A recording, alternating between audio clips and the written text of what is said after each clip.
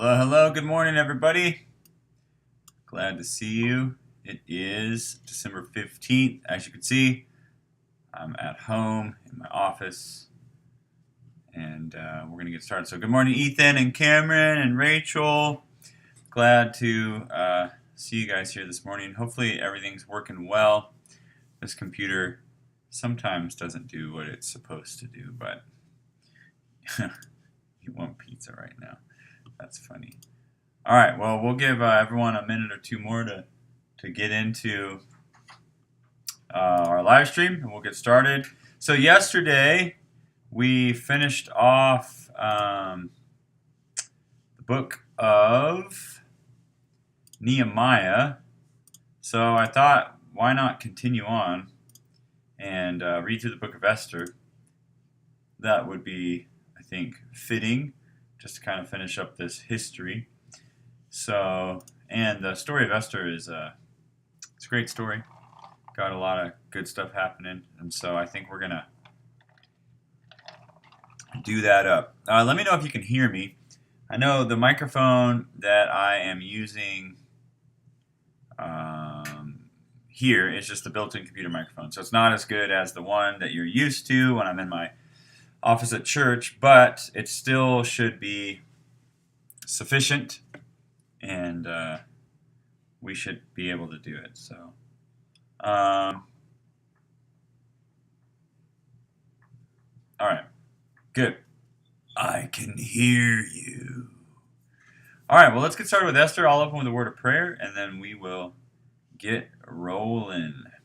Heavenly Father, I thank you for this morning. I thank you for your goodness and your kindness. I just pray for your sustenance in all of our lives today, Lord, that you give us peace and that you would give us your joy. I pray that as we read through the book of Esther, we would just see your hand at work, even in places where it doesn't seem like you're at work.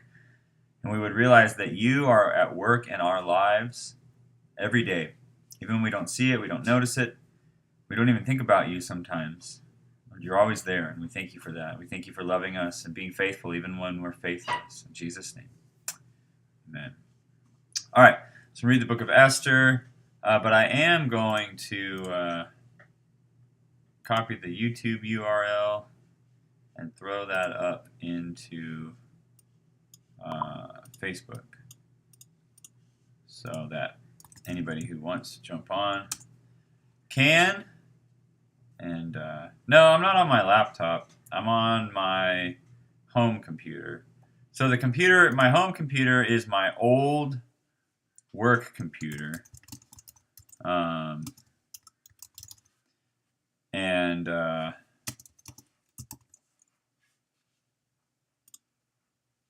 my home computer is my old work computer, so it's adequate. It does what it can, but it started getting tired on my desk at work, and so I got a new computer, and then I brought my old one home, and then I took it apart. I did some upgrades to it. I put in a oh, never mind. She said she she was talking to Cameron. That's funny. All right, well, no one cares about me. So let's read Esther. And I'll have to move it up more too, because it obviously not as many words fit on the screen when I have this big square instead of just my other thing. So the book of Esther never mentions God's name, yet God clearly orchestrates all of its events. Esther is a Jew living among the exiles in Persia. She became queen of the empire in about 480 BC. Haman, a Persian official, sought to eradicate the Jewish minority, but God had prepared Esther for such time as this.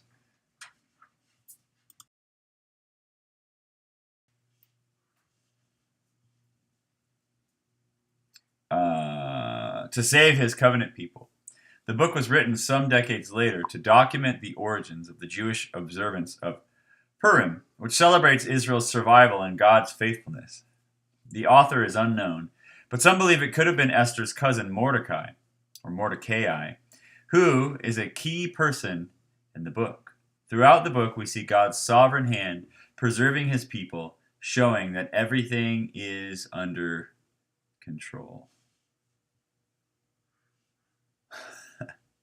No, it's okay, Rachel. I was just joking around. Just joking around. You know, most of the things I say are me just joking around. Now, in the days of Ahasuerus, the Ahasuerus who reigned from India to Ethiopia over 127 provinces, in those days, when King Ahasuerus sat on his royal throne in Susa, the citadel, in the 3rd year of his reign, he gave a feast for all his officials and servants. The army of Persia and Media and the nobles and governors of the provinces were before him, while he showed the riches of his royal glory and splendor and pomp of his greatness for many days, 180 days. And when these days were completed, the king gave for all the people present in Susa the citadel, both great and small, a feast lasting for 7 days in the court of the garden of the king's palace.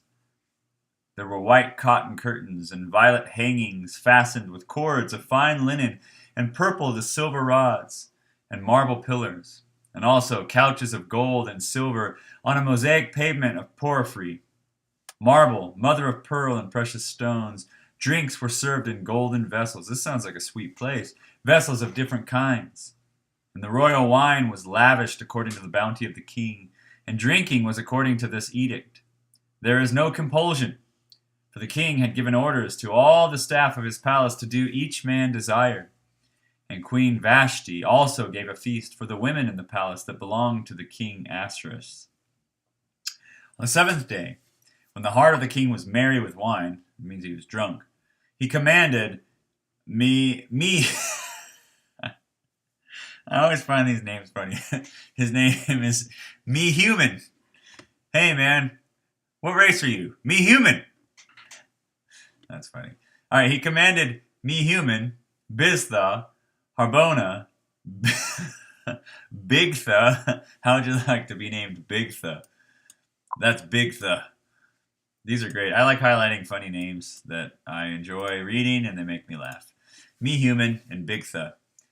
And Abagtha, Zether, and dude's name is Carcass. And Carcass. That's a terrible name. In English, in Hebrew maybe it's good, but in English you're named Carcass. The 7 eunuchs who served in the presence of King Ahasuerus to bring Queen Vashti before the king with her royal crown, in order to show the people and the princes of her beauty, for she was lovely to look at. But Queen Vashti refused to come at the king's command, delivered by the eunuchs. At this the king became enraged, and his anger burned within him. Then the king said to the wise men, "Who knew the times?" For this was the king's procedure toward all who were versed in the law and judgment. The men next to him being Karshina, Shethar, Adamtha, Tarshish, Muris, Marsina, and Memucan, the 7 princes of Persia and Media, who saw the king's face and sat first in the kingdom. According to the law, what is to be done to Queen Vashti, because she has not performed the command of the king of Ahasuerus delivered by the eunuchs? Then Memucan said in the presence of the king and the officials, not only against the queen or the king has she done wrong, but also against all the officials and all the people who are in the provinces of the king of Ahasuerus. For the queen's behavior will be made known to all women, causing them to look at their husbands with contempt, since they will say, King Ahasuerus commanded Queen Vashti to be brought before him, and she did not come. This very day the noble women of Persia and Media who have heard of the queen's behavior will say the same to all the king's officials, and there will be contempt and wrath and plenty. If it pleases the king, let a royal order go out from him, and let it be written among the laws of the Persians and the Medes, so that it may not be repealed, that Vashti is never again to come before King Ahasuerus, and let the king give her royal possession to another who is better than she. So when the decree made by the king is proclaimed throughout all his kingdom, for it is vast, all women will give honor to their husbands, high and low alike. This advice pleased the king and the princes, and the king did as Memucan proposed. And he sent letters to all the royal provinces, to every province in its own script, and to every people in its own language, that every man be master in his own household, and speak according to the language of his people. The Disney movie. Oh, yeah. The genie. Esther chosen queen. All right. Chapter 2. After these things, when the anger of King Ahasuerus had abated, that means it stopped, it went away, he remembered Vashti and what she had done and what had been decreed against her. Then the king's young men who attended him said, "Let beautiful young virgins be sought out for the king, and let the king appoint officers in all the provinces of his kingdom to gather all the beautiful young virgins to the harem in Susa, the citadel, under custody of Haggai, and the king's eunuch, who was in charge of the women." Or I guess it's he guy. It could be he gay. That wouldn't be good. Haggai. I think it's Haggai. "Let their customs be given them, and let the young woman who pleases the king be queen instead of Vashti." This pleased the king, and he did so. Now, there was a Jew in Susa, the citadel, whose name was Mordecai, or Mordecai. I think it's Mordecai. I'll say Mordecai. And their son Jair, the son of Shimei, son of Kish, the Benjamite, who had been carried away from Jerusalem among the captives carried away with Jeconiah, king of Judah, whom Nebuchadnezzar, king of Babylon, had carried away. And he was bringing up Hadassah, that is Esther, the daughter of his uncle, for she had neither father nor mother. The young woman had a beautiful figure and was lovely to look at. And when her father and her mother died, Mordecai took her as his own daughter. So when the king's order and his edict was proclaimed, and when many young women were gathered in Susa, the citadel, in custody of Haggai, Esther also was taken into the king's palace and put in custody of Haggai, who had charge of the women. And the young woman pleased him and won his favor, and he quickly provided her with her cosmetics and her portion of the harem. Esther had not made known her people or kindred, for Mordecai had commanded her not to make it known, and every day Mordecai walked in front of the court of the harem to learn how Esther was and what was happening to her. All right, so she's Jewish. She gets taken into the kingdom to be maybe possibly chosen as one of the king's wives, or the king's new best wife. And she doesn't tell anyone she's Jewish because right now the Jewish people are like in bondage and they've been captured, and so they're hated by a lot of the people here. And then Mordecai is outside kind of checking out what's going on. So she's in there. He can't go in there because it's the palace. He's stuck outside the gate, and he's waiting to find out what happened. Now, when the turn came from each young woman to go into King Ahasuerus after being 12 months under the regulations for the women, since this was the regular period of their beautifying, 6 months with oil of myrrh and 6 months with spices and ointments for women, when the young woman went into the king in this way, she was given whatever she desired to take with her from the harem to the king's palace. In the evening she would go in, and in the morning she would return to the second harem in custody of Shashgaz, the king's eunuch, who was in charge of the concubines. She would not go into the king again, unless the king delighted in her and she was summoned by name. When the turn came for Esther, the daughter of Abihail, the uncle of Mordecai, who had taken her as his own daughter, to go into the king, she asked for nothing except for what Haggai, the king's eunuch, who had charge of the women, advised. Now Esther was winning favor in the eyes of all who saw her. And when Esther was taken to King Ahasuerus into his royal palace in the 10th month, which is the month of Tebeth, in the 7th year of his reign, the king loved Esther more than all the women, and she won grace and favor in his sight more than all the virgins, so that he set the royal crown on her head and made her queen instead of Vashti. Then the king gave a great feast for all his officials and servants. It was Esther's feast. He also granted a remission of taxes to the provinces and gave gifts with royal generosity. Now when the virgins were gathered together the second time, Mordecai was sitting at the king's gate. Esther had not made known her kindred or her people, as Mordecai had commanded her, for Esther obeyed Mordecai just as when she was brought up by him. In those days, as Mordecai was sitting at the king's gate, Bigthan and Teresh, two of the king's eunuchs, who guarded the threshold, became angry and sought to lay hands on King Ahasuerus. And this came to the knowledge of Mordecai. And he told it to Queen Esther. And Esther told the king in the name of Mordecai. When the affair was investigated and found to be so, the men were both hanged on the gallows, and it was recorded in the book of the Chronicles in the presence of the king. After these things, King Ahasuerus promoted Haman, the Agagite, the son of Hammedatha, and advanced him and set his throne above all the officials who were with him. And all the king's servants who were at the king's gate bowed down and paid homage to Haman, for the king had so commanded concerning him.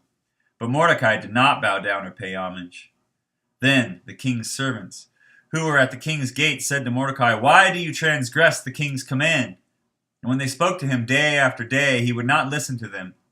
They told Haman, in order to see whether Mordecai's words would stand, for he had told them that he was a Jew. And when Haman saw that Mordecai did not bow down or pay homage to him, Haman was filled with fury. But he disdained to lay hands on Mordecai alone. So as they had made known to him the people of Mordecai, Haman sought to destroy all the Jews, the people of Mordecai, throughout the whole kingdom of Ahasuerus.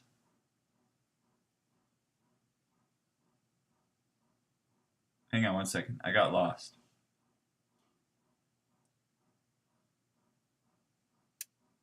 All right. Yeah. Okay. So he promoted Haman, and Mordecai wouldn't bow down to him. All right, I got it. In the first month, which is the month of Nisan, in the 12th year of King Ahasuerus, they cast that is, they cast lots, before Haman day after day.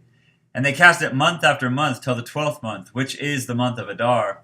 Then Haman said to King Ahasuerus, "There is a certain people scattered abroad and dispersed among the people in all the provinces of your kingdom. Their laws are different from those of every other people, and they do not keep the king's laws," which is a lie, "so that it is not to the king's profit to tolerate them. If it pleases the king, let it be decreed that they be destroyed, and I will pay 10,000 talents of silver into the hands of those who have charge of the king's business, that they may put it into the king's treasuries." So the king took his signet ring from his hand, and he gave it to Haman the Agagite, the son of Hammedatha, the enemy of the Jews. And the king said to Haman, "The money is given to you, the people also, to do with them as it seems good to you." Then the king's scribes were summoned on the 13th day of the first month.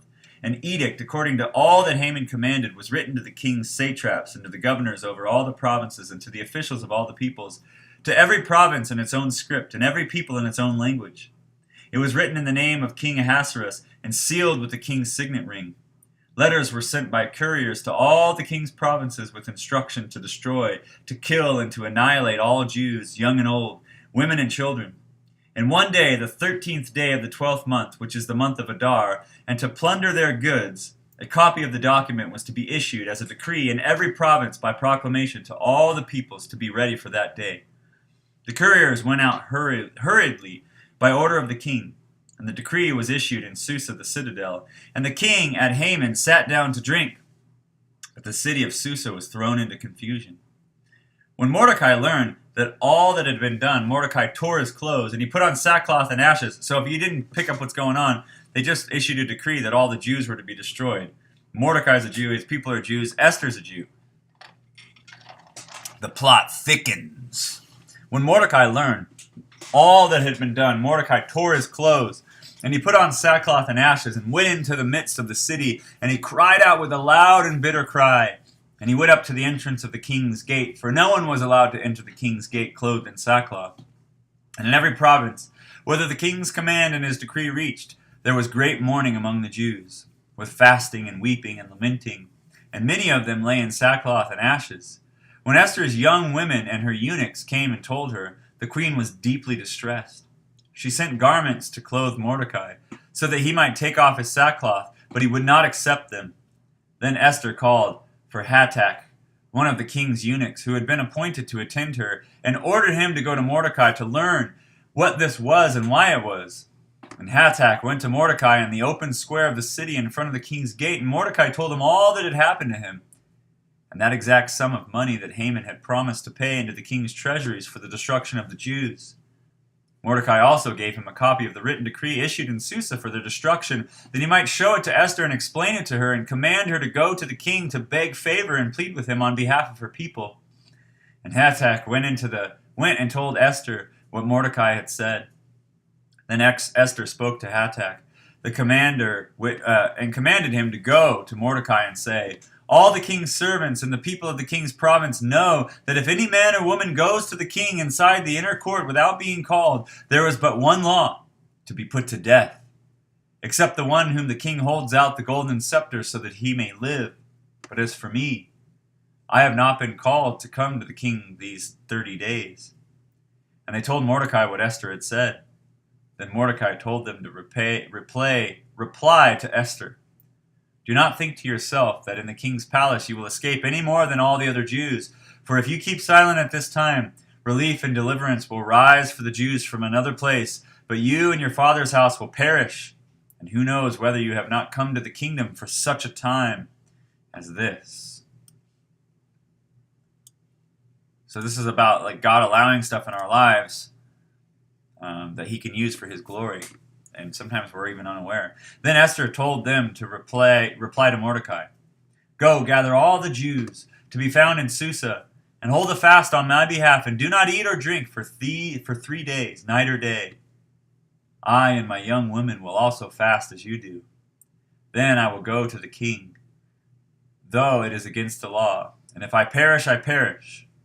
Mordecai then went away and did everything as Esther had ordered him.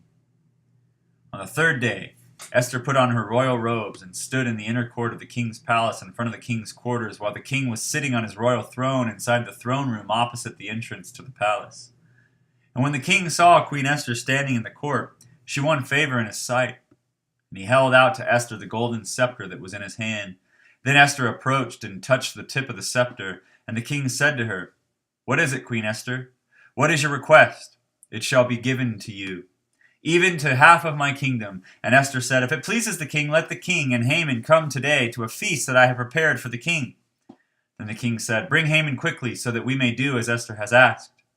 So the king and Haman came to the feast that Esther had prepared. And as they were drinking wine after the feast, the king said to Esther, What is your wish? It shall be granted to you. And what is your request? Even to half my kingdom it shall be fulfilled. Then Esther answered, My wish and my request is, if I have found favor in the sight of the king, and if it pleases the king to grant my wish and fulfill my request, let the king and Haman come to the feast that I will prepare for them, and tomorrow I will do as the king has said. And Haman went out that day, joyful and glad of heart. But when Haman saw Mordecai in the king's gate, that he neither rose nor trembled before him, he was filled with wrath against Mordecai. Nevertheless, Haman restrained himself and went home. And he sent and brought his friends and his wife Zeresh, and Haman recounted to them the splendor of his riches, the number of his sons, and all the promotions with which the king had honored him, and how he advanced him above all the officials and the servants of the king. Then Haman said, Even Queen Esther let no one but me come with the king to the feast she prepared, and tomorrow also I am invited by her together with the king. Yet all this is worth nothing to me, so long as I see Mordecai the Jew sitting at the king's gate. Then his wife Zeresh and all his friends said to him, Let a gallows 50 cubits high be made, and in the morning tell the king to have Mordecai hanged upon it. Then go joyfully with the king to the feast. This idea pleased Haman, and he had the gallows made. So the gallows is like something you hang someone on. It's like a big hanging rack for people. How many chapters are in Esther? Oh, only 10. On that night, the king could not sleep, and he gave orders to bring the book of memorable deeds, the Chronicles, and they were read before the king. And it was found written how Mordecai had told about Bigthana and Teresh, 2 of the king's eunuchs, who guarded the threshold, and who had sought to lay hands on King Ahasuerus. And the king said, What honor or distinction has been bestowed on Mordecai for this? The king's young men who attended him said, Nothing has been done for him. And the king said, Who is in the court? Now Haman had just entered the outer court of the king's palace to speak to the king about having Mordecai hanged on the gallows that he had prepared for him. And the king's young men told him, Haman is there, standing in the court. And the king said, Let him come in. So Haman came in, and the king said to him, What should be done to the man whom the king delights to honor? And Haman said to himself, Whom would the king delight to honor more than me? What an arrogant thing to say. And Haman said to the king, For the man whom the king delights to honor, let royal robes be brought, which the king was worn, and the horse that the king has ridden, and whose head a royal crown is set. And let robes and the horse be handed over to one of the king's most noble officials, and let them dress the man whom the king delights to honor, and let them lead him on a horse through the square of the city, proclaiming before him, Thus shall it be done to the man whom the king delights to honor. Then the king said to Haman, Haman thinks this is going to happen to him. That was a sweet. Hurry, take the robes and the horse as you have said, and do so to Mordecai the Jew. You can see the blood flowing out of his head, turning white, who sits at the king's gate. Leave out nothing that you have mentioned. So Haman took the robes and the horse, and he dressed Mordecai and led him through the square of the city, proclaiming before him, Thus shall it be done to the man whom the king delights to honor. Then Mordecai returned to the king's gate, but Haman hurried to his house, mourning with his head covered. And Haman told his wife Zeresh, all of his friends, everything that had happened to him. Then his wise men and his wife Zeresh said to him, If Mordecai, before whom you have begun to fall, is of the Jewish people, you will not overcome him, but will surely fall before him. While they were yet talking with him, the king's eunuch arrived and hurried to bring Haman to the feast that Esther had prepared.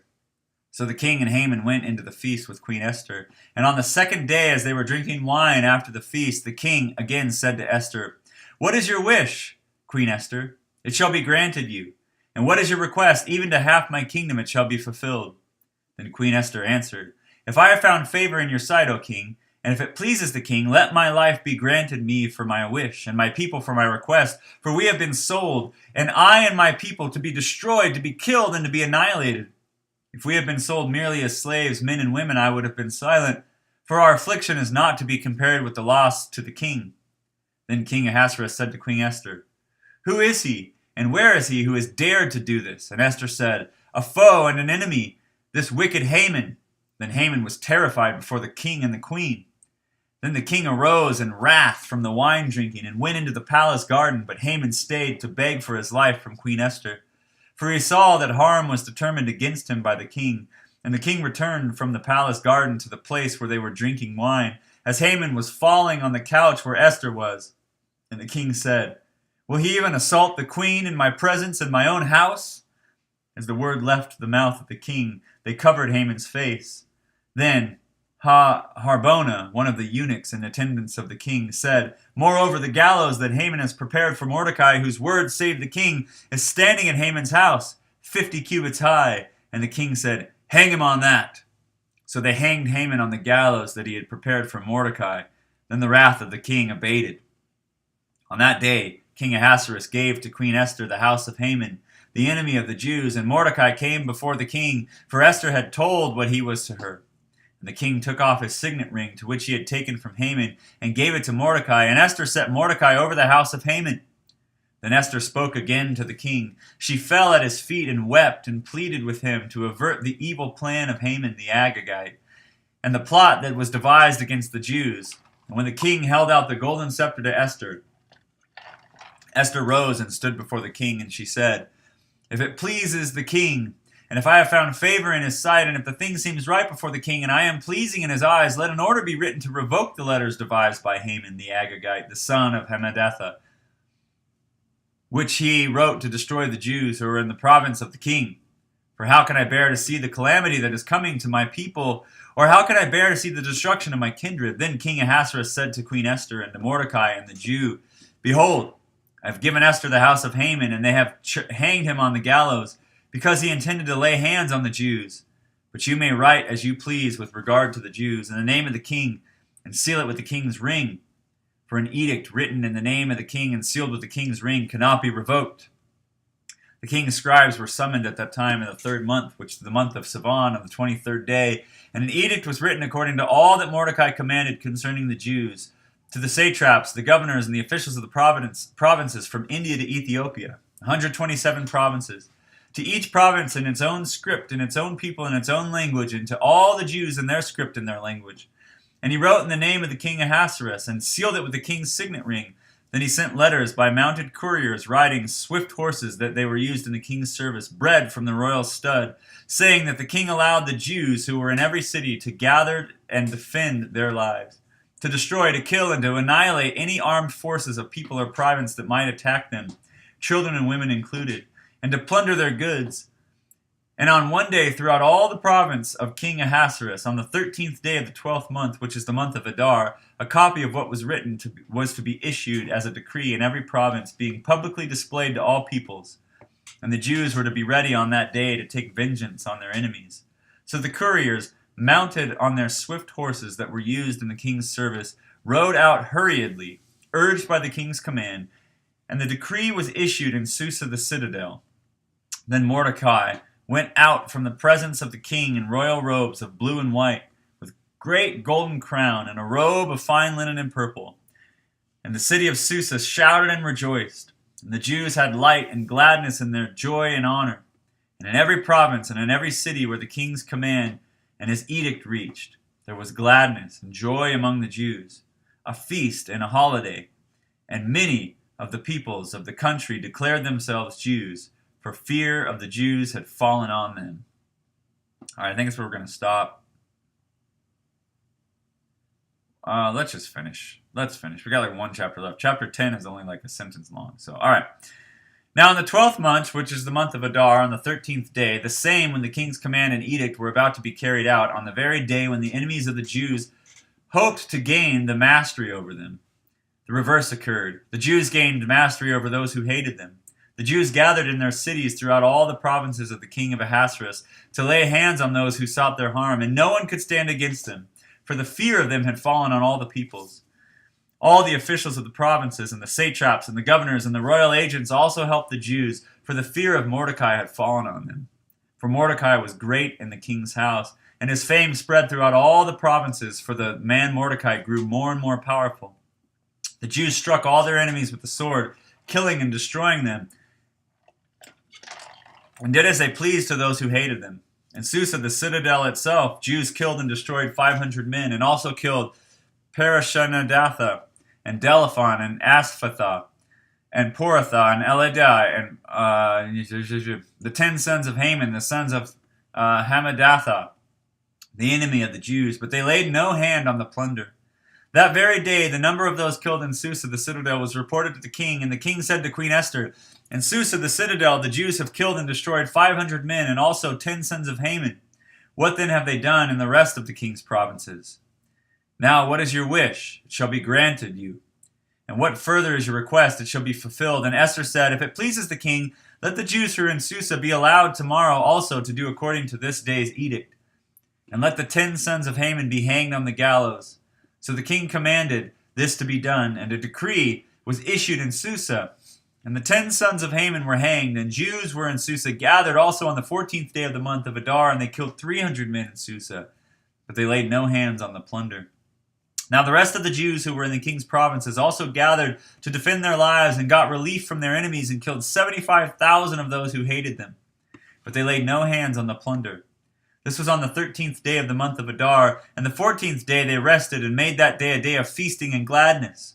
But the Jews who were in Susa gathered on the 13th day and on the 14th, and rested on the 15th day, making that a day of feasting and gladness.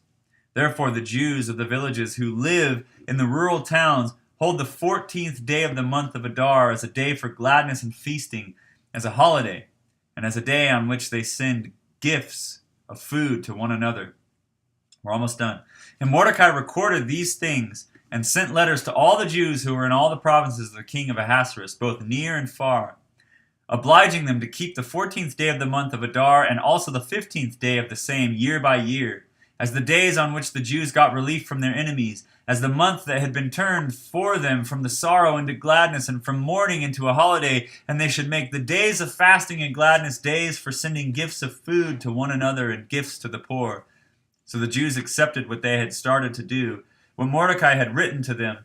For Haman the Agagite, the son of Hamadatha, the enemy of all the Jews, had plotted against the Jews to destroy them, and had cast that is, cast lots to crush and destroy them. But when it came before the king, he gave orders in writing that the evil plan that had been devised against the Jews should return on his own head, and that he and his son should be hanged on the gallows. Therefore they called these days Purim, after the term Pur. Therefore, because of all that was written in the letter, and of what they had faced in this matter, and of what had happened to them, the Jews firmly obligated themselves and their offspring and all who joined them, that without fail they would keep those 2 days according to what was written in the time appointed every year. And these days should be remembered and kept throughout every generation, and every clan, province, and city, and that these days of Purim should never fall into disuse among the Jews, nor should any commemoration of these days cease among their descendants. Then Queen Esther and the daughter of Abihail and Mordecai the Jew gave full written authority confirming the second letter about Purim. The letters were sent to all the Jews, to 127 provinces of the kingdom of Ahasuerus, in words of peace and truth, that these days of Purim should be observed at their appointed season, as Mordecai the Jew and Queen Esther obligated them, and as they had obligated themselves and their offspring with regard to their fasts and to their lamenting. The command of Esther confirmed these practices of Purim, and it was recorded in writing. King Ahasuerus imposed tax on the land and on the coastlands of the sea, and all the acts of his power and might, and the full account of high honor of Mordecai, to which the king advanced him. Are they not written in the book of the Chronicles of the king of Media and Persia?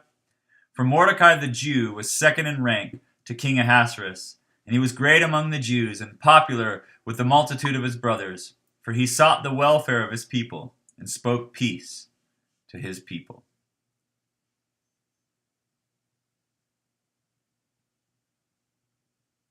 All right. Well, you just read an entire book of the Bible, the book of Esther.